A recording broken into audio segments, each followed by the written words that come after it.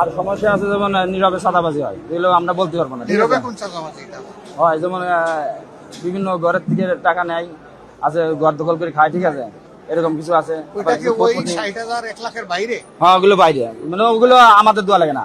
কিছু ঘর এরকম আছে আর কি, ওই টাকাগুলো তারা নেয়। তার কাছে আরো কিছু আছে, যেমন মাদকের একটা সমস্যা আছে ব্যাপকভাবে।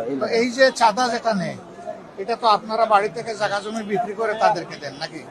না না, আমরা এখানে ব্যবসা করে দিই আর কি, দিনাদাই খাওয়া দিচ্ছি। তার মানে হচ্ছে যে জিনিসটার দাম আজকে ১০ টাকা হওয়ার কথা, আপনি চাঁদা দেওয়ার কারণে বাধ্য হয়ে এটা ১২ বা ১৩ টাকায় আপনাকে বিক্রি করতে হয়। এটাই, অর্থাৎ এটার ভার গিয়ে পড়তেছে, বোঝা গিয়ে পড়তেছে জনগণের ঘাড়ে। জি, এটাই তো। জি।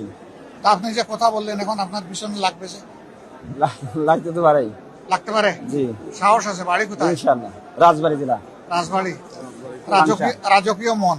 জি, ইনশাল্লাহ আল্লাহ আপনাকে সাহায্য করেন। আমিন। কথাটা সত্য বলেছেন তো? জি, জি, বাড়াইয়া তো বলেন নাই। তারাই বলেন। সত্য কথা বলার জন্য আল্লাহ আপনার সাহস এবং শক্তি আরো বাড়াই দিন।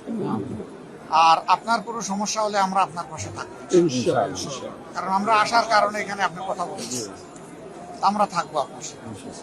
এখন জায়গায় জায়গায় কি করতে হবে? নীরবে চাঁদা দিয়েই যাবেন, সহ্য করবেন, নাকি আরো কিছু করা লাগবে? না, আমরা চাচ্ছি এটা বন্ধ। বন্ধ?